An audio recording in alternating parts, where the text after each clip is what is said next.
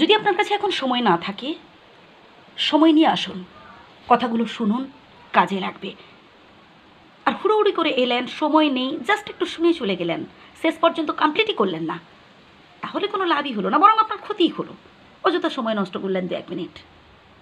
আমার ভিডিওগুলো খুবই ছোট হয়, শেষ পর্যন্ত শুনুন, কি বলতে চাইছি, তারপর সিদ্ধান্ত নেবেন, কিংবা মতামত জানাবেন, কিংবা ডিসিশন নেবেন। আজকে যে বিষয়টা আলোচনা করব সেটা হলো, আমরা অসুখী হই, আমরা অখুশি হই। ভগবান আল্লাহ আমাদের যতটুকুন দিয়েছেন তার উপর আমরা সুখী হতে পারি না, আরও চাই, আরও পেতে চাই। এই যে একটা টেন্ডেন্সি, এটাই আমাদের শেষ করে দেয়। এই আকাঙ্ক্ষা, আরও চাই, আরও পাবো। আমার যদি 1 বিঘা জমি থাকে, আমি চাইব 10 বিঘা জমি পেতে। আমার যদি 1 তলা বাড়ি থাকে, আমি চাইব 4 তলা বাড়ি করতে।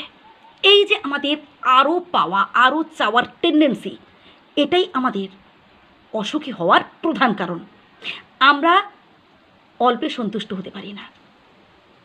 আমরা বেশিরভাগ মানুষই আমরা সবসময় আরও চাই, আরও পেতে চাই। এই যে আরও চাওয়ার টেন্ডেন্সিটা আমাদের এমন একটা জায়গায় নিয়ে যায় যাতে করে আমাদের রাতের ঘুমও চলে যায়,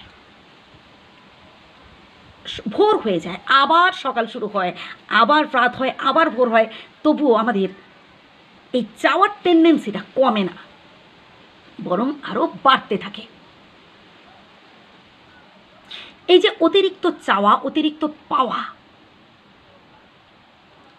যতক্ষণ না পাচ্ছি ততক্ষণ আমরা চাইতে থাকছি।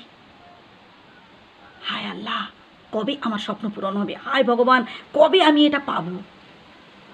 এই চিন্তা করতে করতে একটা সময় আসে যখন আমাদের সময়টাই পেরিয়ে যায়, মানে আমাদের আর এখানে থাকা হয়ে ওঠে না, মানে আমাদের লাইফটাই কেটে যায়।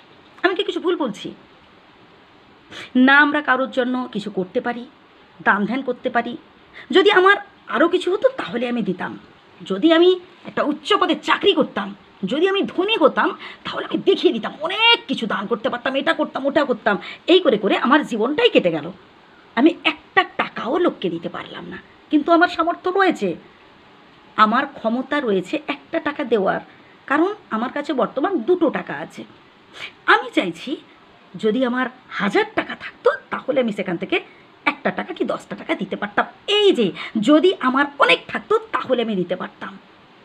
এই চিন্তা ভাবনা করতে করতে সময়টাই কেটে যায়, আর করা হয়ে ওঠে না। এটা কি ঠিক? অবশ্যই কমেন্ট করে জানাবেন। শ্রদ্ধা নেবেন। ভালো থাকবেন।